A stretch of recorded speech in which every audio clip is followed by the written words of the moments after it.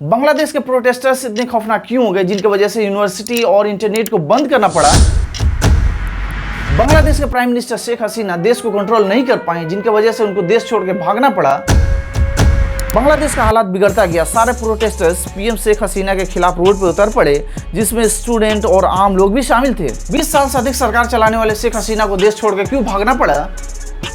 WKD में आपका स्वागत है। 1947 इंडिया पार्टीशन के बाद बंगाल दो भागों में बढ़ जाता है। जो हिंदू इलाका भारत के साथ रहा और वेस्ट बंगाल के नाम से जाना गया, और मुस्लिम इलाका ईस्ट बंगाल पाकिस्तान का हिस्सा बन गया जो ईस्ट पाकिस्तान के नाम से जाना गया। तो आइए समझते हैं बांग्लादेश में इतने वायलेंस क्यों होती है, सरकार के खिलाफ प्रोटेस्टर्स रोड पे क्यों निकलते हैं।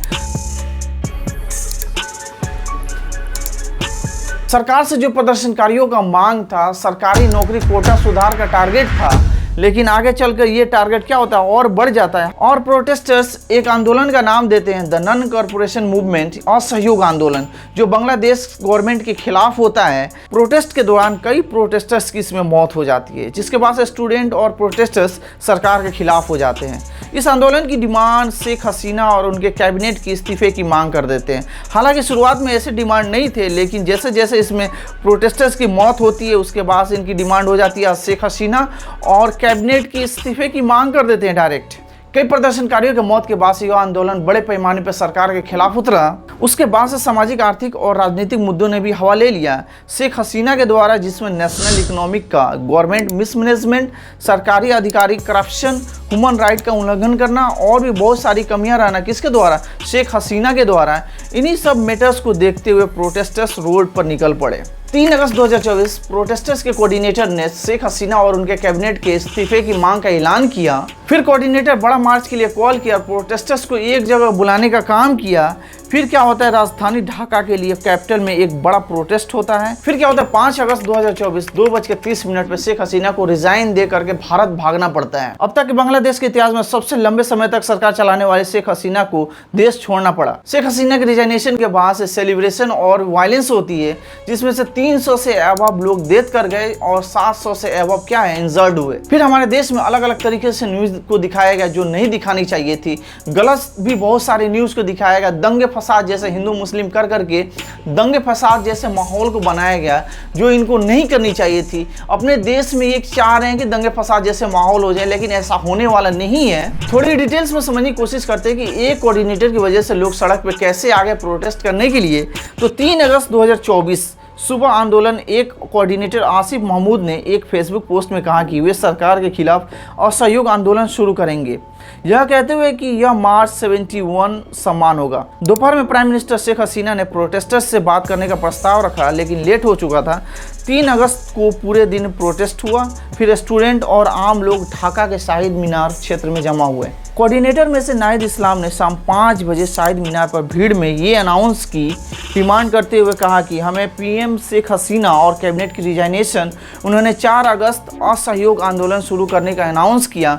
फिर सरकार से कोई बातचीत की डील को एक्सेप्ट नहीं किया। फिर 4 अगस्त 2024 हजारों प्रोटेस्टर्स ने शाहबाग चौराहे पर जमा हुए और ढाका प्रोटेस्ट के दौरान अनआइडेंटिफाइड पर्सन एक यूनिवर्सिटी में एक कार, एम्बुलेंस, बाइक, बसेस और कई गाड़ियों को आग के हवाले कर देता है। फिर और माहौल खराब हो जाता है। फिर गवर्नमेंट ने फेसबुक, इंस्टा, व्हाट्सएप और भी बहुत सारी सेवाएं बंद कर दी और भी बहुत सारी अफवाहें चलाई गई। अपने देश में देखा जाए तो हद से ज़्यादा अफवाहें और भी हिंदू मुस्लिम और मंदिर मस्जिद करके न्यूज़ को चलाया जा रहा है और दंगे फसाद जैसे बातों को किया जा रहा है जिससे लोगों के माइंड को कन्वर्ट किया जा सके। लेकिन ऐसा होगा नहीं। ये क्या कर रहे हैं, अपने ही देश में क्या कर रहे हैं, नफरत फैला रहे हैं। जो चीज़ें वहाँ पे हो रही हैं, आप डायरेक्ट बोल रहे हो कि ये हिंदू को मारा जा रहा है, ये मुस्लिम को मारा जा रहा है। तो अपने देश में ही ये क्या कर रहे हैं, जो ये क्या होगा, रूल रेगुलेशन के खिलाफ होगा। डायरेक्ट आप नहीं कह सकते हैं, लेकिन अपने देश में ही ये क्या कर रहे हैं, नफरत से भर रहे हैं और दंगे फसाद जैसा अपने देश में ही माहौल ख़राब कर रहे हैं। अब थोड़ा और आगे बढ़ते हैं। फिर शाम 6 बजे कर्फ्यू लगा। फिर आसिफ महमूद ने आंदोलन के लिए 6 अगस्त के बजाय 5 अगस्त को आंदोलन करने का ऐलान किया और राजधानी की ओर मार्च करने का ऐलान किया।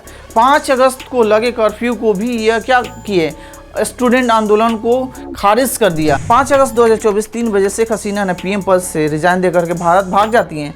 शेख हसीना के कुछ ही देर जाने के बाद से क्या होता है, प्रोटेस्टर्स गढ़ भवन में एंट्री कर जाते हैं और पीएम आवास में घुसकर तोड़ फोड़ भी करते हैं और लूटपाट भी करते हैं। ढाका में उनके पिता शेख मुजीबुर रहमान पूर्व राष्ट्रपति, उनके स्टेचू को भी तोड़ दिया गया, जो बहुत ही गलत किया गया। अवामी लीग के नेताओं और उनके कार्यकर्ताओं के घरों के भी तोड़े गए, यहाँ तक कि संसद भवन में भी धावा बोल दिया। जिन्होंने इमारत की सुरक्षा के लिए 40 हथियार छीन लिए गए। हालांकि बाद में छात्र ने इन्हें वापस भी कर दिया। कुछ हमारे देश के मीडिया ने बांग्लादेश के पीएम के रिजाइन के बाद से बांग्लादेश में माइनॉरिटीज़ पर हमले के बारे में गलत फेक न्यूज़ चलाया। गोविंदा पुरानिक, प्रेसिडेंट ऑफ जातीय हिंदू भारतीय मीडिया ने आलोचना करते हुए कहा कि उन्होंने गलत तरीके से न्यूज़ को चलाया। उन्होंने कहा कि अवामी लीग के नेताओं के घरों को निशाना बनाया गया, जिसमें हिंदू मुस्लिम दोनों शामिल थे, लेकिन देखा जाए तो ये भी गलत है। उन्होंने आगे कहा कि बीएनपी और जमाती इस्लामी विपक्षी दलों के सदस्य हिंदू मंदिर और घरों को हमले से बचाने के लिए शामिल थे।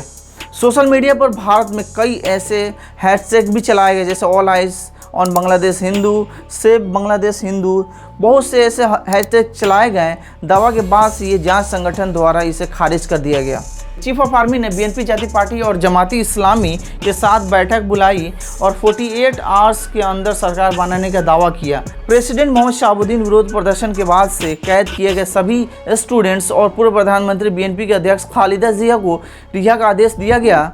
जिया हसीना की विरोधी जो जेल में बंद थी। एक रिपोर्ट में आता है कई दंगाइयों द्वारा हिंदू घायल हुए, घर जला, मंदिर जला और उसके बाद से छात्र नेता प्रोटेस्टर्स को वैसे भीड़ में जाने से मना किया और इसकी निंदा भी की। दंगाई का कोई धर्म नहीं होता। उसके बाद से मदरसा के प्रोटेस्टर्स और मुस्लिम लोगों ने मंदिर और चर्चों को उनकी सुरक्षा के लिए पहरा देते हुए दिखे गए। और मोहम्मद यूनुस ने इसकी निंदा भी की और कहा कि बांग्लादेश में भेदभाव के लिए कोई भी जगह नहीं है। बांग्लादेश की प्रोविजनल गवर्नमेंट पहली सरकार थी। प्रोविजनल सरकार का गठन 17 अप्रैल 1971 में मुजीबनगर में हुआ था, जिसमें इक्वालिटी, ह्यूमन डिग्निटी और सोशल जस्टिस डिक्लेयर किया गया। इसके बाद से पीएम ताजुद्दीन अहमद और मिलिट्री चीफ स्टाफ एमएजी उस्मानी थे। अवामी लीग के नेता शेख मुजीबुर रहमान 12 जनवरी 1972 को बांग्लादेश के दूसरे पीएम बने।